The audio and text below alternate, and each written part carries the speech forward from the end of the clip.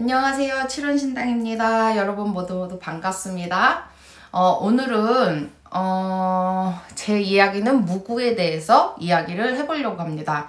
왜 점집에 가면 여러 가지 만신들이 무구를 들고 막 점을 보잖아요. 뭐 부채방울을 들기도 하고 또는 염주를 목에 걸기도 하고 엽전을 던지기도 하고 뭐 쌀점을 보기도 하고 물점을 보기도 하고 막 굉장히 다양한데, 저는 오늘 왜 만신들이 이 무구를 꼭 사용해야지만 점을 보나, 아니면 뭐 그런 생각을 하시는 분들도 있을 것 같아. 뭐 그런 얘기도 좀 많이 들어봤거든요.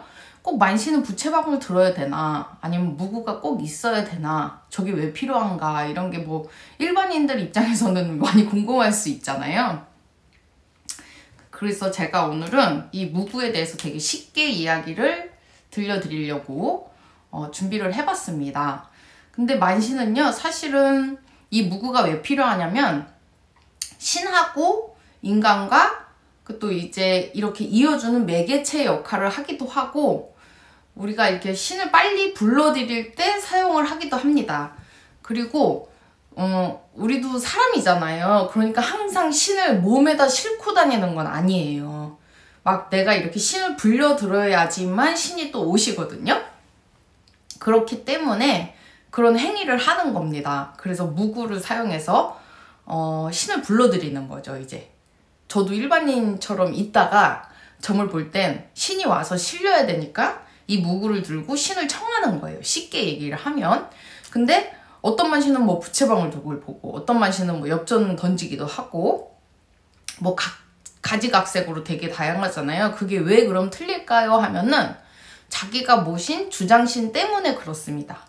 그리고 제가 이런 말씀을 드렸었는지 기억이 좀 안 나긴 하지만, 만신은 10,000가지도 넘고 1,000가지도 넘는 신을 모셔서 만신이라고 부르는 거거든요.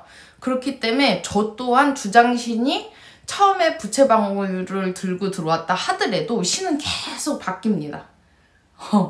신기하죠? 그렇기 때문에 무구가 그때그때 또 막 바뀔 수도 있어요. 그러나 만신이 주장으로 모시는 신은 사실은 내가 조상에서 오는, 내 조상이 옛날에 무당이었어. 그럼 그 무당이 나한테 이렇게 내려가지고 그 무당이 저한테 신으로 돼서 오는 거예요. 그분들을 대신 마누라라고 합니다. 대신님. 그분이 뭐 남자일 수도 있고 여자일 수도 있고, 그래서 그렇게 우리는 남성수, 여성수 이렇게 호칭을 정했는데, 저희는 이제 내릴 때 그 주장신을 제일 중요하게 생각은 해요. 왜냐면 무당이 아무리 귀신이시고 빙의가 되고 뭐를 잘한들 미래를 기륭화복을 점치는 거를 기본으로 무당은 그게 돼야 되기 때문에. 그러니까 내가 모신 신이 누구냐, 그 제가 신당편 소개할 때도 제가 중요하게 생각하는 뭐 박씨 할아버지, 최씨 할머니, 정씨 할머니 뭐 이렇게 말씀드렸다시피 내 조상에서 오는 신입니다. 그 신들이 왜 중요하냐? 미래 기륭화복을 점을 쳐주고 나한테 연금을 주고 막 그렇기 때문에 중요합니다.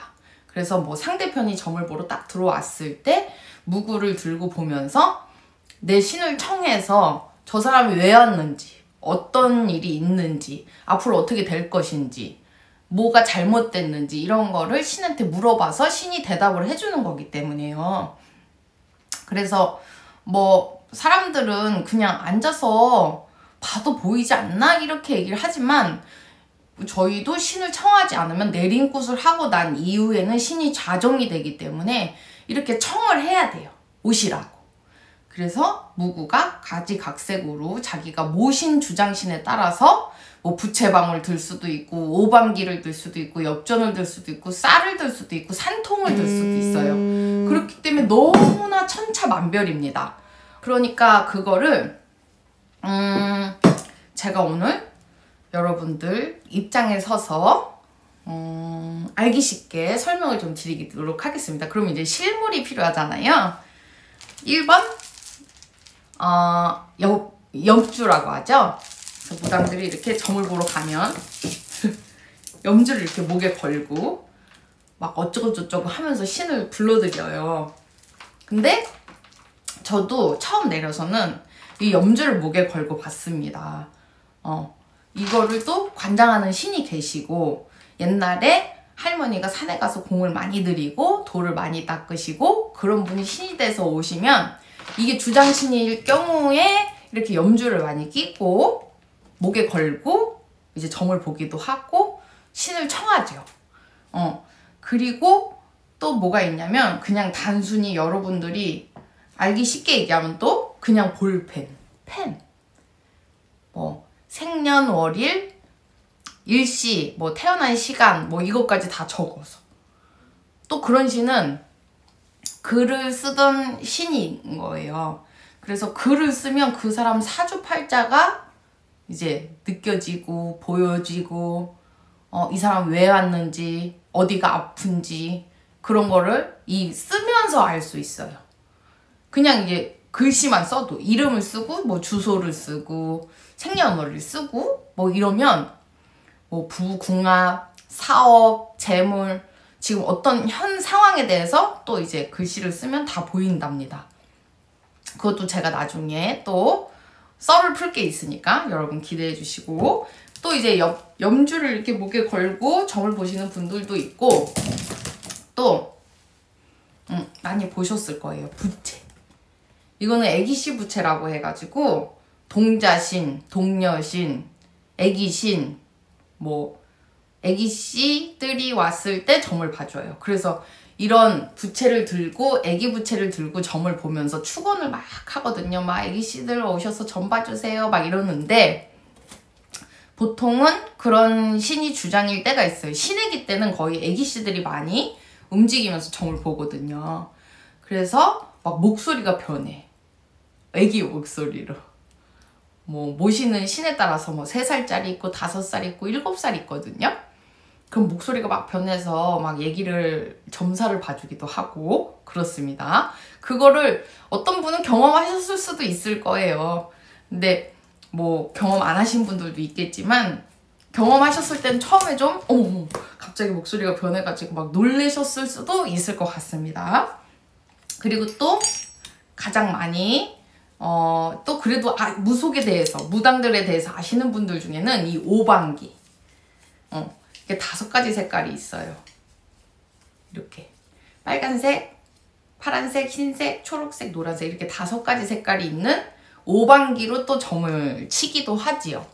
이거는 색깔마다 의미가 있다고 사람들은 그렇게 생각을 해요, 사실은.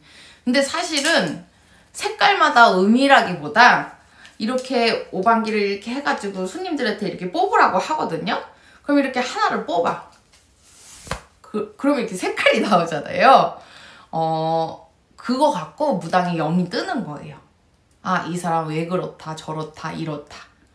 그러니까 이 색깔마다 의미도 있지만, 사실은 이걸 뽑았을 때에 무당에 영검이 뜬다, 이렇게 생각하시면 될 것 같아요.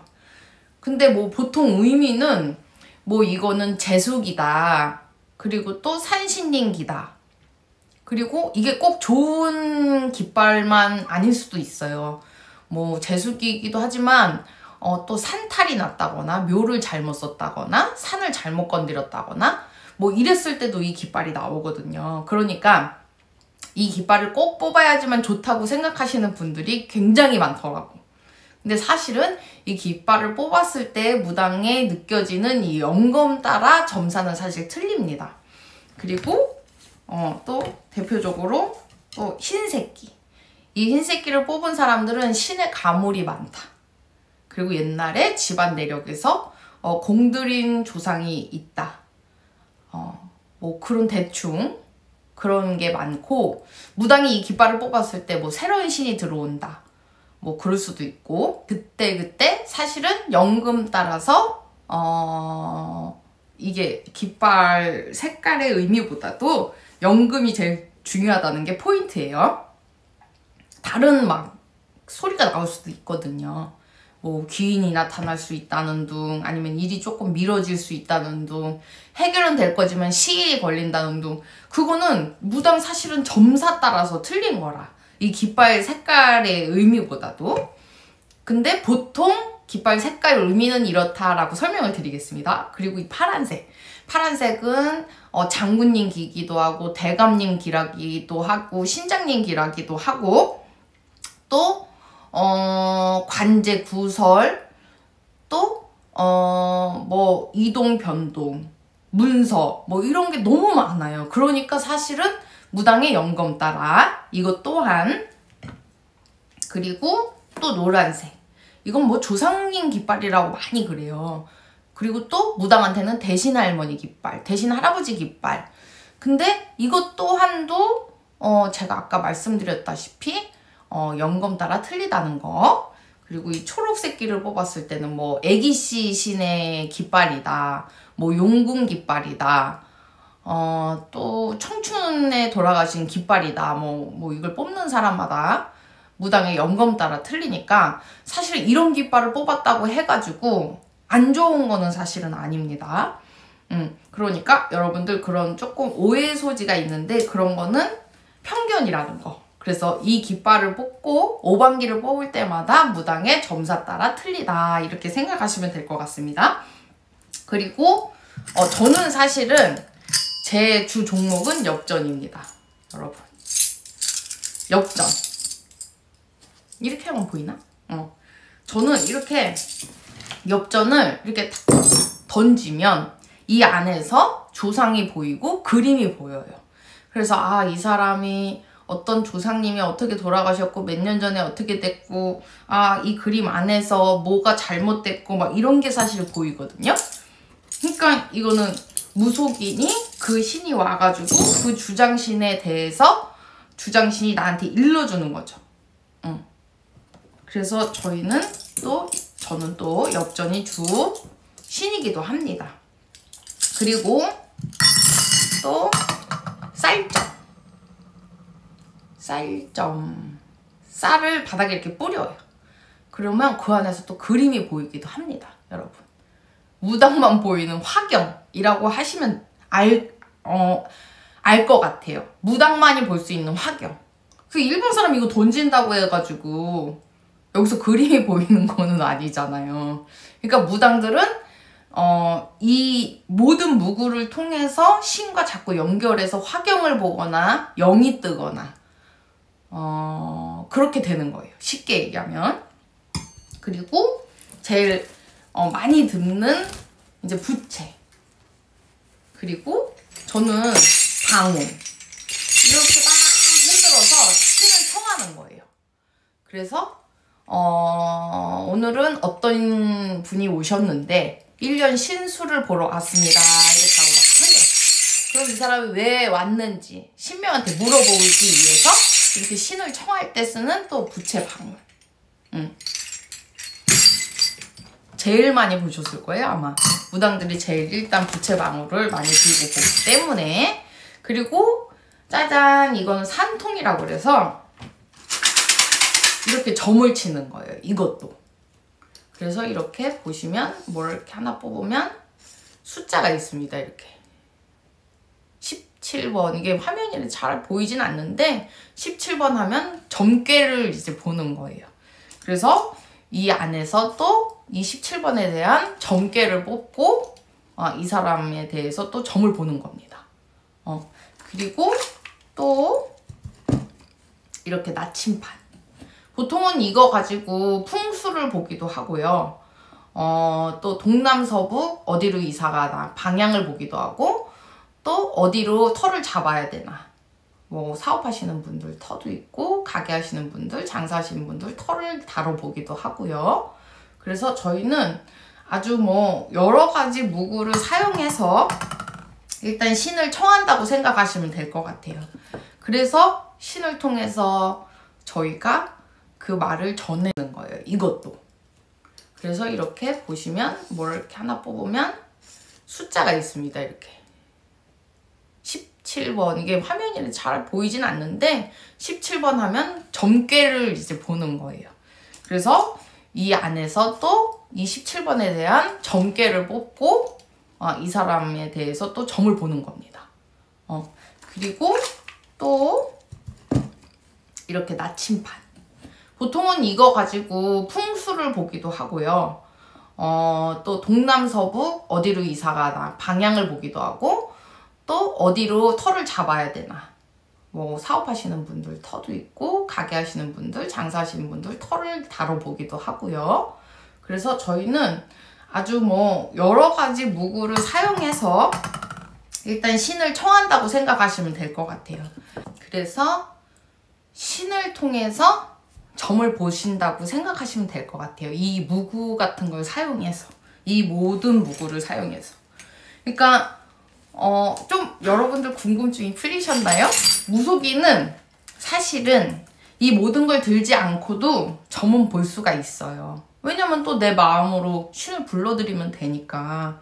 근데 이런 게 있음으로 해서 저희가 더 원활하게 신이 잘 실려서 점을 볼 수 있다는 거. 그래서 뭐 그 어떤 무구를 드냐에 따라서 그 사람 주장신이 누구겠구나, 어떤 사람이겠구나, 저희끼리는 알죠. 근데 일반인들은 궁금해하셨을 것 같아.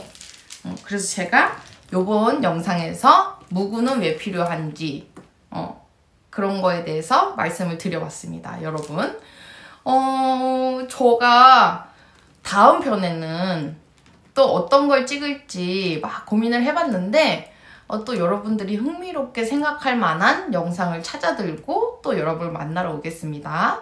오늘도 영상 시청해주셔서 너무 감사드립니다. 안녕.